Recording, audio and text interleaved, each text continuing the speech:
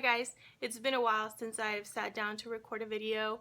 I started a part-time job with a technology company, and that's kind of my field of study, so I've been focusing a lot on doing a good job with this project that we're doing. And if I do really good in this project, there is a chance for me to make a career change. And that's really exciting, but also it's going to take a lot of work, so all of my focus is on that right now. And since I already work full-time with this part-time job, I'm not going to have enough time to really keep up with the channel as much as I would like.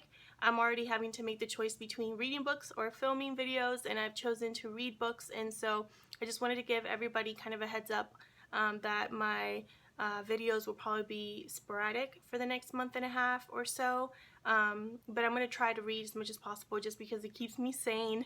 I just might not be as active on YouTube like I like to be. This month I read 5 books, and 4 of them were from the library, so I'm just going to have a picture here because I already returned them. The first one was When Breath Becomes Air. I'm not going to try to pronounce his name, but it'll be right here. This is a memoir that was written by a neurosurgeon who was diagnosed with cancer. This is not just a memoir about his experience. He talks a lot about the relationship between doctor and patient, something that he had to learn on his own and something that he really found sacred, and he got a whole new perspective on it when he was on the other side of the spectrum as a patient rather than the doctor. He talks a lot about morality, philosophy, family, love, also his personal experiences, studying his field, meeting his wife, contributing to his specialty, and there's just a lot to this book.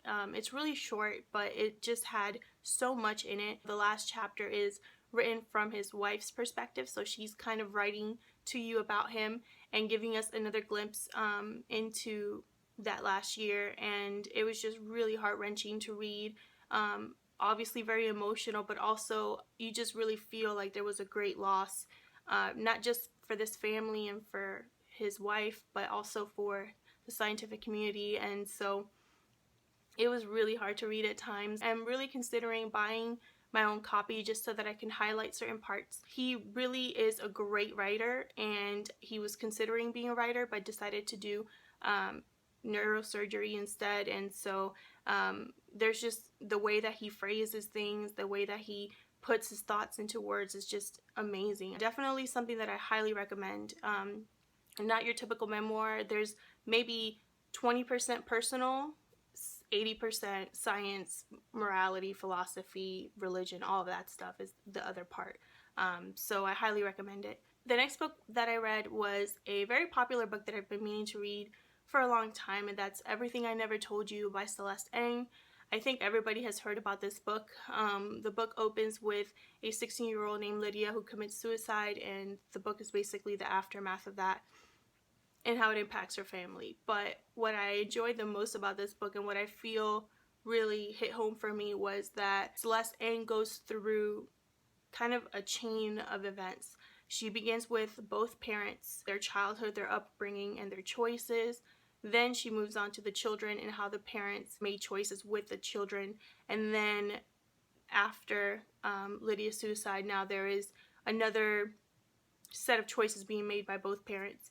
And so I hope that makes sense, because I don't think this book is about grief. It does deal with it, but I think it's more about how we are raised, who raised us, and how we choose to raise our children, how that really has rippling effects. That's a thought that's very terrifying to me, how we are molding children to become adults, and they in turn will mold their children, and it's just a chain reaction. And that's what you see in this book, is how these parents were raised, how that ended up affecting their children, how that ended up affecting them as parents and as people.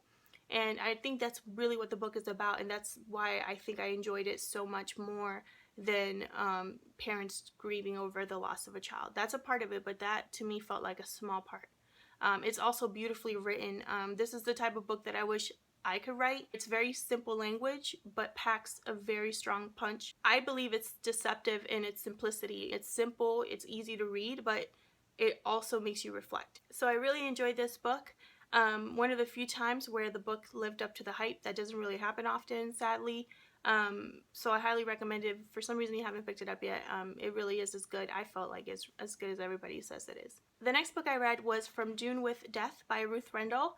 This was a book that Kate Howe gifted to me for my birthday, and it's really short, so I decided to just squeeze it in here, and I'm really glad I did. It is a story set in a small town where a woman gets murdered.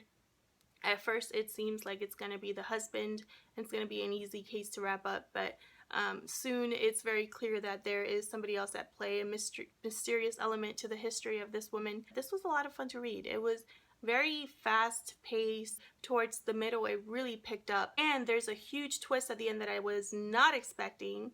I just was not expecting that ending at all, and I love when that happens. I have 2 more books by Ruth Rendell on my shelf that Kate gifted to me, so I'm going to be picking one of those up and seeing what I think of it. The next book that I read was The Murder Room by P.D. James. I buddy read this with Kate Howe, Kate Tonks, Whitney from All the Shelves, and Amanda Center, and we had a blast reading this together. I think this mystery wasn't as good as the first mystery that I read by P.D. James, A Certain Justice, which I buddy read with Kate a few months ago. This mystery was a little bit different. It's centered around a museum dedicated to artifacts and true crime and history from the 1920s, 1930s, and there is a murder room in this museum. There are 3 siblings who have inherited this museum, and they have to collectively choose to continue the museum for it to keep running. And one of the siblings decides that they do not want to keep the museum opened. So since the museum will be closing, a lot of different characters are going to be affected, and it turns out that that sibling ends up dead, and we are trying to figure out who did it and who had motive. They're trying to figure out that story, but then what ends up happening is a second and third victim kind of throw a wrench in things, and I think that's what some of us did not enjoy, or it made the book feel a little bit longer because it felt like 3 different mysteries being explored because we couldn't make the connection till the end of the book. Other than that, I really enjoyed it. I think I enjoyed it a little bit more than I would have if I had read it by myself because of the buddy read. So I don't know, maybe I'm going to try my next P.D. James. I think it's going to be me just reading it by myself and seeing what I think of it. The last book that I read was What You See in the Dark by Manuel Munoz, and this was a book that I picked for my Latino Authors Project.